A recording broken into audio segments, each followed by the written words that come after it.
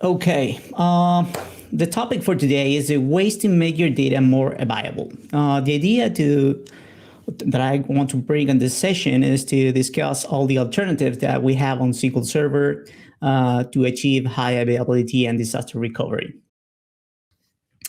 So, which is the agenda for this session? First of all, we are going to discuss what is high availability in SQL Server. And then we're going to review all the features that the engine provides us to achieve this high availability. And we will see how we can implement it and which are the weaknesses and its strengths. Okay, so what is high availability? It's kind of a redundancy, you know? When we try to achieve high availability, we are trying to make the data always available for our clients and our applications. And we could have two different scenarios to achieve high availability. The first one is to protect us from media failure. That means if our disk became corrupt or somehow the data that we are written to our databases are corrupted or somehow not accessible.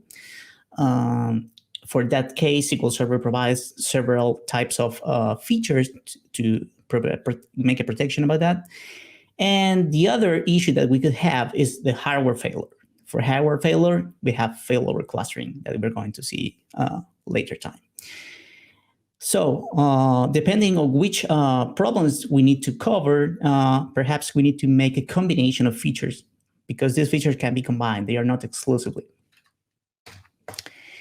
The first of all, replication, I won't consider it as a high availability option itself, but it's a way to replicate our data outside of our servers, okay?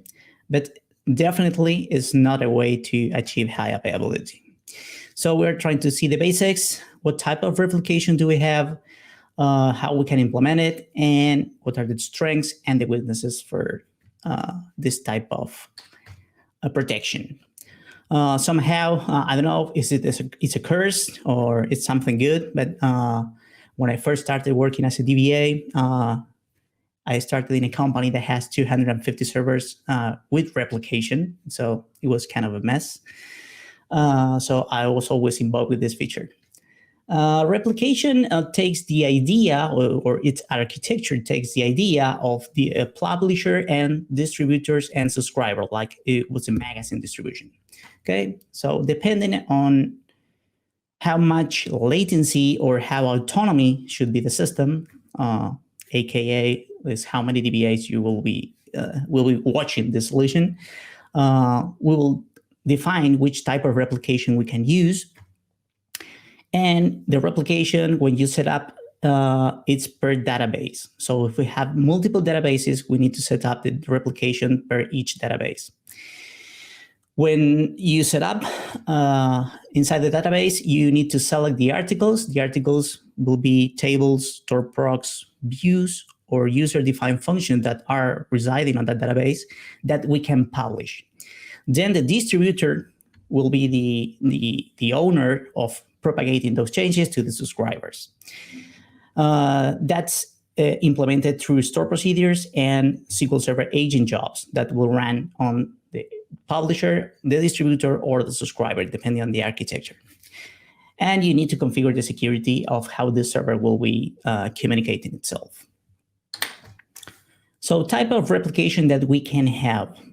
Remember, depending on the latency and the autonomy, we need to decide what type of replication we need. The first one is the snapshot. It's like a picture of the actual state of that table or store prog or function. And each time that this replication runs, we'll make exact copy and we'll copy everything that is on each table or article. Okay. Then we have the transactional replication that is it has lower latency, and it's based on transactions. Every time a transaction occurs on one of the articles, that transaction is propagated through the distributor to the subscribers. So it's directional, with one direction of propagating changes. Then we have a special option for transactional replication that is with at the table subscription. It means that the publisher can send transactions to the subscribers, but the subscriber can send their own information back to the publisher. Okay, so that will be a multi-directional transactional replication.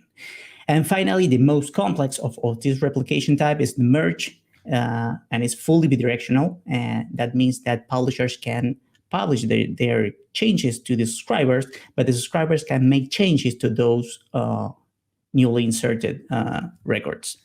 So that became a problem when multiple subscribers, or even the publisher and the subscriber, are updating or deleting the same record at the same time. So you will have to make some logic of trying to resolve those conflicts. So it's one of the most complicated type of replication. So how we can implement this, or which are the features that you came with when you set up the replication? You can have multiple servers. You can have different subnets. You can have different schedules for the jobs, and you can have multiple share folders. There is no requisite of a witness, but you can have it as an additional subscriber to the publishing. And the failover, remember what we are talking about, high availability. There is no automatic failover, right? And there is no transactional consistency. Some subscribers in an event of disaster can have older transactions, and other subscribers can have newer transactions. So it's totally manual. And in terms for the applications and clients that are connecting to the solution, you have to manually repoint to the new server in the case of disaster recovery. So this is very complex. If I have to choose, I will put this as the very last resource, okay? So the strengths, it's mature and stable. It has more than 25 years and it's still running. It has flexible configuration because you have multiple servers. It doesn't require any hardware. You can expand through multiple data centers. And the good thing, I would say the good thing, is that you can query the database that is, or the data that is copied to the secondary servers, okay? And potentially be modified, because if we put bidirectional type of replication, we can modify those data as well. Here goes the weaknesses. Manual failover protects only data. It's not protecting any schema, no system tables, no system databases. If you have errors or issues when the synchronization process begin, it's difficult to repair because you have to put your hands on the very tables and data. So it's hard to debug any type of problems. And it's configured per database. So if you have multiple databases, you have to configure it per each database. So the very last resource for me. Which are the other thing that we can do to protect data is Logshipping. This is one of my favorites. It's very easy to set up. It's per database. So we're going to see how we can implement it and how the failover process works. So as the same as replication, Logshipping protects one database at a time. If you have multiple databases, you have to set up individually on each database. And the idea of Logshipping is based on backups and restores, okay? So you perform a backup on the primary server and then copies to the backup, it's copied to a share folder, and the secondary server copies that backup and restores it all in an automatic way with SQL Server agent jobs. So the one important thing that has on the secondary servers, you are not going to change any data. You have a limited way to at least read the data on the secondary servers, okay? It's implemented through Management Studio. You have a lot of store procedures to set up the Logshipping itself or monitor the Logshipping itself.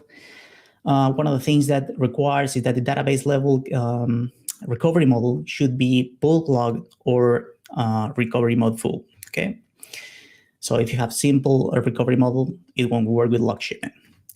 After we have these options set up, you need to create the backup jobs, the copy jobs, and the restore jobs. The monitoring is optional, but highly recommended,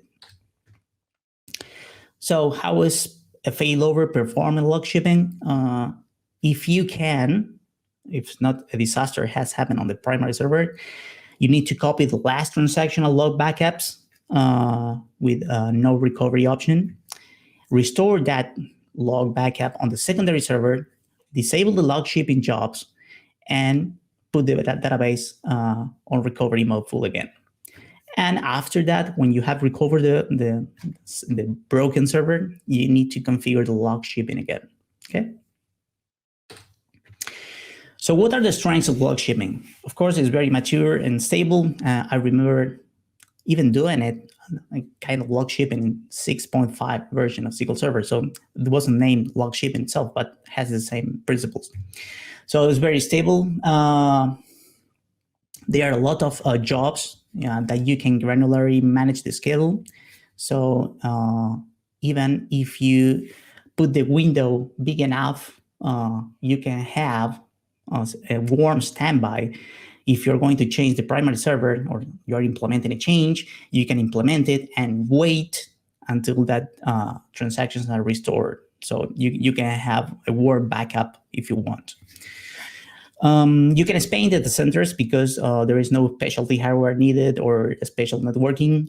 It's just backup and restore. As we speak before, the database copies can be queried limited way because they are constantly restoring the logs. So we can stop the jobs on the secondary servers and perform queries. But that's it. No modification is allowed. You can set up, this is the monitoring part, you can set up jobs to make alerts if a backup or restore is not doing well. So that's kind of way to monitor this. And the weaknesses for high availability are its manual failover. So if a crash happens, you need to take your hands on the secondary server, close the log shipping session, and put the database online and repoint all the connections to the new server. And you cannot protect the master database. So it's per database. And if you have multiple databases, you're going to monitor a lot of jobs. Okay. But it's a good mechanism and I like it a lot. And we use it not only for HA purpose. We use it, for example, for migration or upgrades to reduce the amount of time that we need to make the cut over and perform the migration. Okay, let's talk about mirroring. As we all know, Mirror has been deprecated by Microsoft, but the concept is still valid. You can use it, but it's not recommended to use it because it's deprecated. Perhaps in the next version, next year, I have a wizard that perhaps we have a new version next year. This will be deprecated, and finally, Microsoft will remove it. But the idea of mirroring is a valid thing to consider. So how this works, it's different from log shipping because this goes per transaction. Okay, it's per database, but it's per transaction. You don't need to wait until a backup or a restore happens. When a database transaction is live on the primary server, the mirroring jobs will copy that transaction on the secondary server. You have multiple ways to move that transaction between servers. You can do it synchronous or asynchronic way. And depending on how you configure the database mirror, you will have automatic failover or not. But again, this is a solution that only provides security for one database at a time, okay? And it can only have only one mirror, okay? As we can see here on the diagram, we have the primary database, we have the secondary database or the mirror database, and optionally, we can have a witness. So the configuration that we can make for log shipping is high safety. That means that each transaction that happens on the principal database will be hardened first on the secondary server, and then will be hardened on the primary. So that makes the transaction consistently between both servers. And in this option, a witness is required. So we will need 3 SQL Server separate SQL Server or SQL Server machines to install this feature. The other way is to install high safety without automatic failover. This means that we can wait until the transactions are committed on the secondary server, but we don't need the witness server. So the failover will be manual, no automatic failover with this mode. And finally, we have the high performance, which is asynchronic. This means that transactions on the primary server will commit and be hardened without hardening it on the secondary server. So in a potential disaster recovery, we can lose some transactions in the middle, okay? And of course, it has a manual failover. All the databases that participates on a mirror session should be on a full recovery model. And you have to configure the port for communication. As we can see, the port 5022. And you have to say which type of authentication you need for all the servers that are participating. You can choose from Windows authentication or SQL Server authentication. And you can even put encryption with certificates on that communication. It supports spanning geographical support, and you can configure it by store procedures or through the management studio as well. The strengths, that is very, very fast failover because the granular level is a transaction level. The reality is not too difficult to configure or manage. There is no special hardware required for doing this, and it can be spawned through multiple data centers. So that's the strengths. The main weakness that this solution has that is deprecated. So it's not recommended to use it anymore since we have a replacement for this. But the idea, it's more or less the same. Requires 3 servers in a high availability mode, high safety, in a synchronic way. You cannot query databases that are mirrored, even though you can make a snapshot of that database and make some changes, but you have the downside of maintaining a snapshot.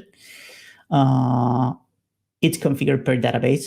So if you have multiple databases, you need to set up the mirror per each database. And you do not have protection for system databases. So not a good choice. So Microsoft presented AlwaysOn availability groups, which is the replacement for database mirror, okay? We will see how we implement it, the failover, and strengths and weakness. AlwaysOn became available in SQL Server 2012. It provides a failover environment for a set of databases, not per database, as we saw before.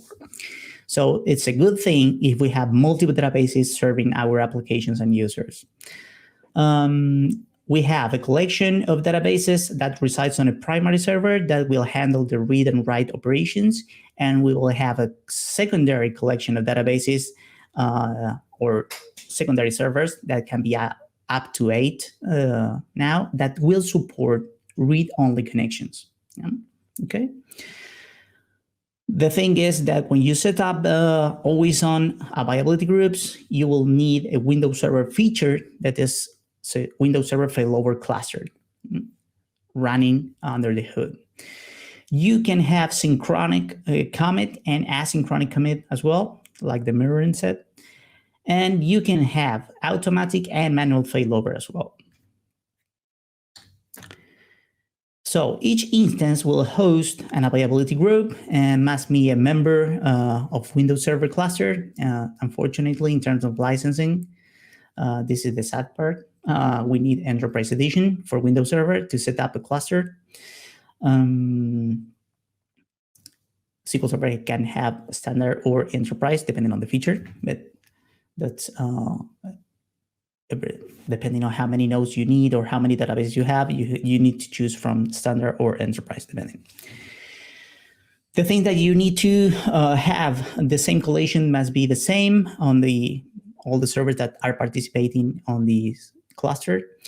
You need to enable the AlwaysOn feature on each instance and run the availability group wizard in order to add the databases, specify the mirror endpoint, the availability group listener, and specify which are going to be the replicas for those databases. And for the first time, when you set up this, you need to choose a synchronization, the initial synchronization mode. That can be a full. That means that after configuring the AlwaysOn, you will take a full backup and restore it on the secondary servers. You can join only if you have previously restored databases on the secondary servers, or skip directly the initial synchronization. We have 3 modes of failover with AlwaysOn. We have automatic failover without data loss. This means that if we lost the primary server, it will automatically find a secondary server and put the database online over there. We have planned manual failover without data loss as well. And we have a forced manual failover with possible data loss. That's an extreme scenario. But you can do a forced manual failover. Okay, what happens during the failover? The targets or the secondary servers takes the primary role, it recovers the database and brings them online as the new primary database.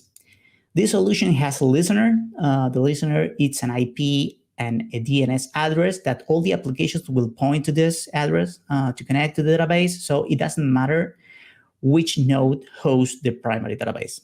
So it will be totally transparent for applications in the case of the failover. So the ability replica support, depending on the mode you choose, you can have synchronous commit replicas or asynchronic commit replicas. This depends on how the latency and how you want to protect those nodes from an event of failure. So the strengths of this solution, that is very fast because it's almost like mirroring, but you have a group of databases that are failing over together, right? You have read-only access, so you can use it. Besides from high availability, you can use the secondary node for doing read-only workloads. For example, for reporting, you can, if you have set up this solution, you can have transactional support on the primary server, and you will have read-only access for reports and backups on the secondary nodes. There is no special hardware required, and you can expand multiple data centers. Multiple subnets are supported as well. Which is the main weakness of this? That is complex, because you have to configure Windows Failover Cluster at the heart of the solution, and after that you need to spin up the SQL Server AlwaysOn solution out of this. So let's talk about failover clustering that you can set up as well. So which is failover cluster? This is meant, or was designed to provide protection against a catastrophic hardware failure. We lost the entire data center, okay? So this is what it's designed for. It requires the Windows Server Failover Cluster service, and it only supports applications that are cluster aware, right? Such as Microsoft SQL Server or Exchange Server as well, but SQL Server is cluster aware application. So you can install it inside a cluster. You can install a SQL Server instance. The difference between AlwaysOn, the most important thing is that you require a shared storage or a SAN type-like storage, because all the nodes that are participating on this solution should point to the same data files of the SQL Server, okay? It provides security or high availability at instance level. This means that all the databases that are residing on that instance will fail over together, okay? That's the main difference with AlwaysOn or Mirror or Logshipping that are per databases or per group of databases, okay? The whole instance moves from one node to another node. Okay, let's see the graphic here. So we have 2 nodes here, and we have a failover cluster set up with these 2 machines. And above this, we are going to install the SQL Server instance that can reside on both servers, okay? Only one server will be as an active server. The other one should be the passive.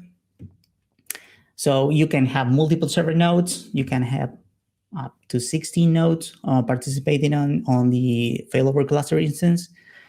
The most important requirement is that you need shared storage for building this solution. It will require clustering feature installed on both servers, and you need to install SQL Server on both nodes. Okay, and you will need a lot of resources like multiple IPs, a specific name and IP for SQL Server itself. So it has a lot of pre-requirements. Okay, failing over. It's determined by the policy. When you set up the cluster, you will see you can configure which will be the desired state and which node should be the primary. And in the case that the solution needs to fail over, you can set up different policies depending on where are those nodes and if they are geographically distributed or not. The resource owner is determined by the quorum. This means that each member of the solution will have a vote, and you will need at least 3 votes to decide which is the node that will be hosting the active workload. You can configure this in different ways. You can configure the quorum for node majority, node and file share majority, node and disk majority, or disk only. These are different practices that you would need to set up your quorum. But this is meant that in the case that we lost one of the nodes or multiple nodes, which should be the primary one. The failover time is depending on how many services you put on this failover cluster, because the services are installed on each machine and they all will point into the same data. When the failover occurs, you will have a downtime for your applications, and until the service is not up and all the databases are recovered, you will not connect to the cluster. Okay. But the good thing is that you don't need to make a special configurations or repoint the applications, because the name of the database and name of the server will be always the same. Okay. So the strength of this, that it's stable and mature, has plenty of years running, more than 20. The good thing is protects the entire instance with the system databases. Okay. The whole server moves from one node to another node. It's easier to set up. We have the Windows cluster validation tool that simplifies the process of creating the cluster, but we have some weaknesses because special hardware is required. You need exact same characteristics on the nodes that are participating on the cluster, and all the nodes should have the special configuration for accessing the storage. Okay, it is more expensive because we need at least Windows Server licensing enterprise level. It requires shared storage, so it's difficult to set up. And the great weakness that I see is that we are not duplicating data. So the data is in one place. You have to lay down on your storage vendor. Okay. So one of the things that is you can provide instant level protection, but in my recommendation, you need to combine this technology with others that we have seen before. So this is basically all the features that we have in SQL Server to perform HA and high availability as well. So depending on your requirements, you can choose one or another. And if you need help on setting up this, you can for sure call us and we can give you our experience of doing this. So that's all I have here. I'm really open to questions. Here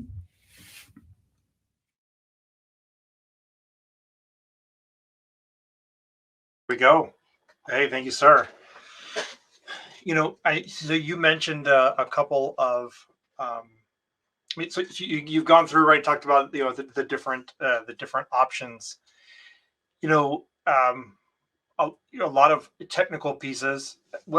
And if I missed it, you'll forgive me, right? But in terms of licensing, or I'll say costs, right? Are there those types of considerations you would include in choosing which availability group to choose?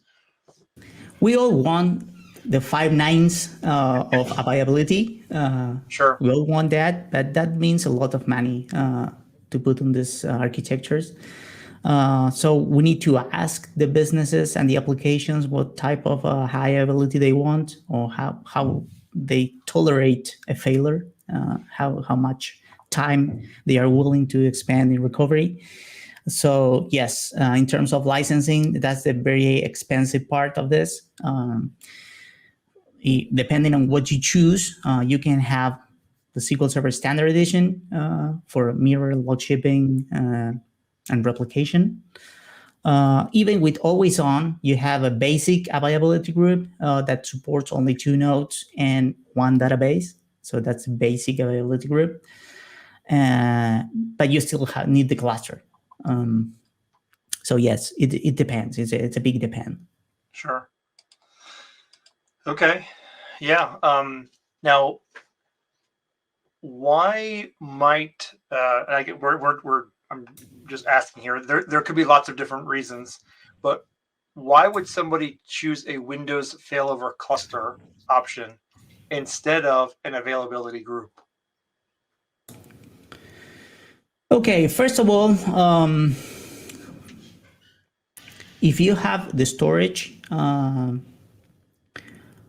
or shared storage for setup AlwaysOn, you will need Failover Cluster. So Failover Cluster is a keystone for any solution of high availability. One of the things that if you have the money, of course, one of the architectures that we can recommend, if you have multiple data centers, at your local data center, you can have Failover Cluster instance that can potentially fail over in a couple of seconds, and you always see the same storage, and you don't have to do anything if your applications are connecting to that. So you will have all the logins, all the backups, the jobs, everything is going to be there, and no matter which node is taking the action.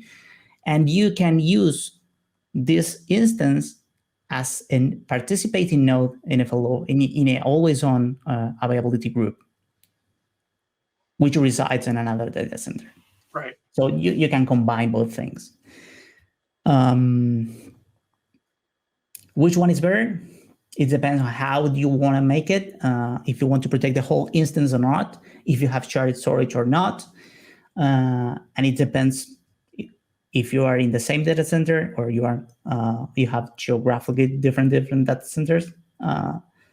That are the considerations to have if we choose a failover cluster or a availability group. Or even you have a cloud as an option, I would choose availability group because I am replicating data. Right. Yeah, and I think that's the important piece, and we're going to get John Lee up here in a moment. But I think part of the challenge with all of these is that there's lots of different ways, and the reason there's lots of different ways is because people have different goals that they want to achieve, right, or things that they expect from the system, and that will play a big role in what you do there. So let's bring John up. Let's see if we can get his mic working, and so we'll see what question he's got for us. Hey, Carlos, can you hear me? We can hear you. All right, very good. Okay, seeing both of you here. I have a question about the SQL cluster. Remember, your team helped us to upgrade the previous cluster in 2019, and we agreed at that time that we would not create an instance. We just use a instance cluster name. Now we have our ERP. We are considering doing some upgrade in a month or two. According to the documentation, to use the SQL cluster, they require a dedicated instance. So in this case, will the existing cluster without an instance created when we did the upgrade allow us to create a new instance with a named instance on the same cluster? Yes, you can. You can definitely can, but you will need to spin up exclusive resources for that new instance. I mean, you will need to spawn new storage, new cluster names, new SQL Server instance names, IPs, and all the resources that is needed for a new installation. But definitely you can have multiple clusters running through your nodes. Oh, okay. So it can be mixed. So one, instance without You can just have, using for the example, cluster name, the other. Yeah, you can have name. multiple failover cluster instances, active and active in both nodes, and the secondary nodes cross it. So without requiring more nodes, right?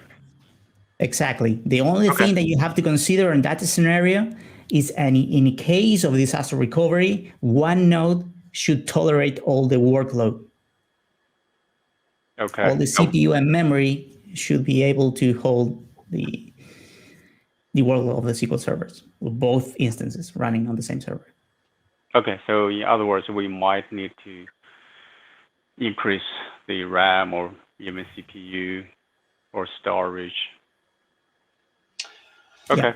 Well, Sorry, so long as it will allow us to do that without creating another brand new cluster. I mean, without adding more nodes, then we are fine. Okay. Yeah, Thank you. and that extra compute, in memory could be part of the disaster plan.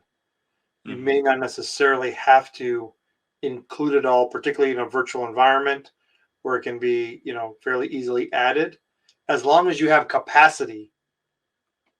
Right, that would be the most important thing. So, okay, all right, sounds good. Thank you. Very good, thank you. John. So let's see, we've got Lucas. Oh, and Gonzalo's in the house. So let's see.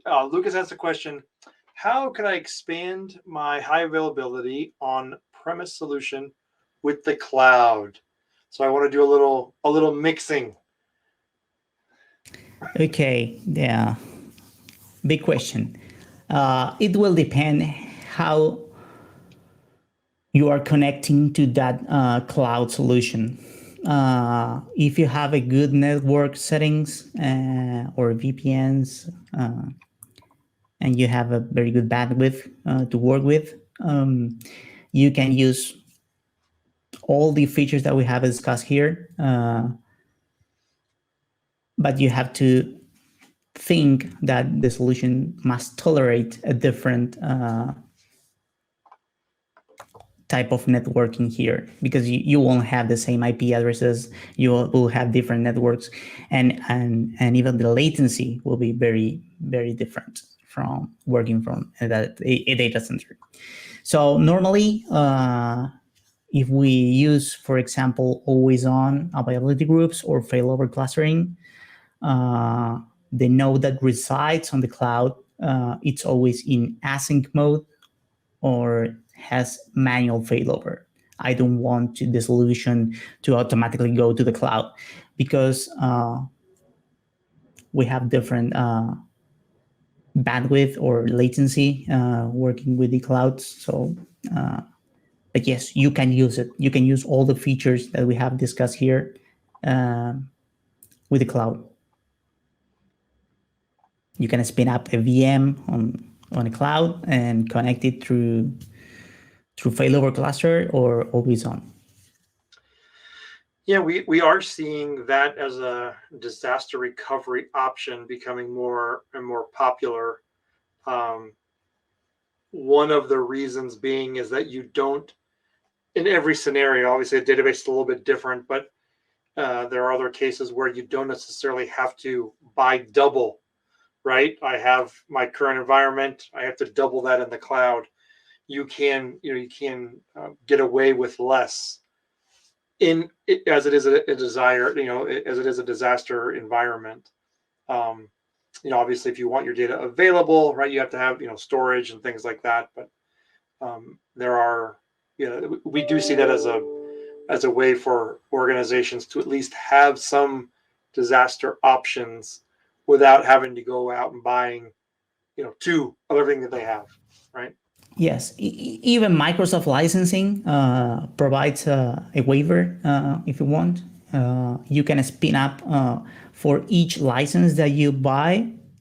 You can have a passive node on the Microsoft Cloud Azure, and they won't charge you for that secondary server. Right. Yeah, so that makes it nice. Okay, very good. I think that is it for the questions. Yes, thank you, Mariano. Thank you, John, right, for your question, and Lucas as well. We do appreciate it. Thank you very much.